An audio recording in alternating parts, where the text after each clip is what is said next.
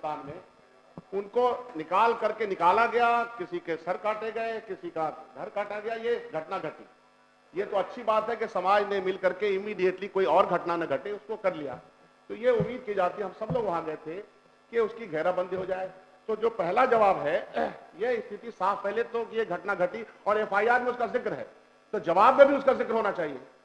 जवाब में उसका जिक्र नहीं होता है तो इसका मतलब है कि गोल मटोल है।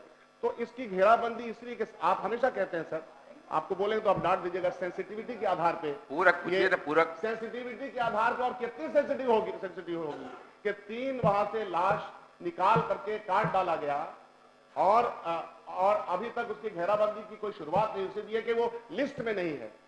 ऐसे तो नहीं चलेगा ना। अगर कोई घटना घटती है तो फिर इमीडिएट एक्शन होना चाहिए, मैं उम्मीद करता हूं, और ये जरूरी है।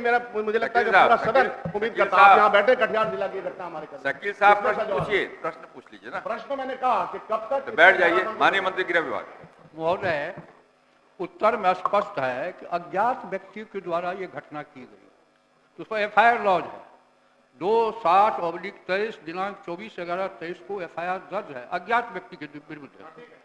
और कब्रिस्तान की घेराबंदी में कलेक्टर, एसपी के साथ एक कमेटी है, जिला पदाधिकारी, पुलिस अधीक्षक द्वारा संवेदनशीलता, जहां आपस में विवाद हो, हिंदू मुस्लिम का राइट का जो मामला, ये मकसद है।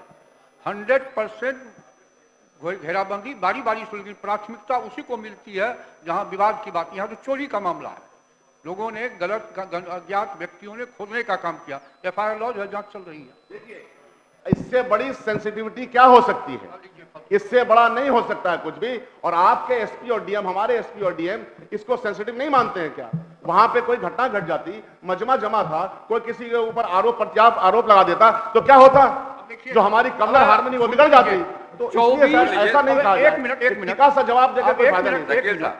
24/11/23 को मामला दर्ज ही हुआ है, कितना महीना हुआ अभी, जांच चल रही है। जांच का सवाल नहीं है, सवाल ये है कि ये एक सेंसिटिव कब्रिस्तान है। एक बार में करवा दिया। विधायक कोष से भी इसका करवाया जा सकता है। हम डीएम को कहेंगे, आपसे बात कर लेते। हमको समय दे दिया जाए सर, हमको 1 महीना, 2 महीना, 3 महीने का कोई समय दे दिया जाए सर, क्योंकि ये वाकई में पूरे जिला में ऐसा ये घटना तो सर ये नहीं है, बहुत ही दर्द विदारक घटना है सर। इसको मान लिया जाए और उसको घेराबंदी करवा दिया जाए। अजय, यदि ये बात सही है कि कब्रिस्तान से 3 डेड बॉडी को निकाल करके उसके गर्दन काटे गए, इससे ज्यादा और संवेदनशील मामला क्या हो सकता है? मैं समझता हूं कि अगर सरकार संवेदनशील है, उस आधार पर इसको प्राथमिकता के आधार पर इसको करना चाहिए घेराबंदी। माननीय मंत्री ने कहा ही उसको कि अभी एफआईआर हुआ है। मामला यह है कि माननीय मुख्यमंत्री ने कहा कि कलेक्टर और एसपी जो रिपोर्ट करेंगे उसी को हम संवेदनशील मानेंगे, और कहा कि अध्यक्ष ये विधायक भी घेरवा सकते हैं, लेकिन विधायक का मामला यह है कि जो संवेदनशील कब्रिस्तानों के लिस्ट में नहीं है उसकी स्वीकृति नहीं की जाती है योजना विभाग से।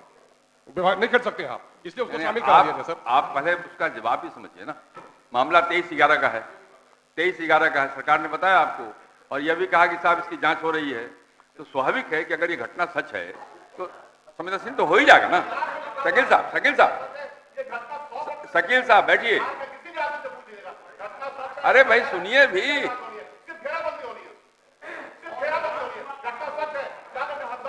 शकील साहब जांच तो होगी ना।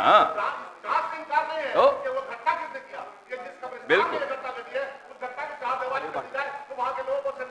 ठीक।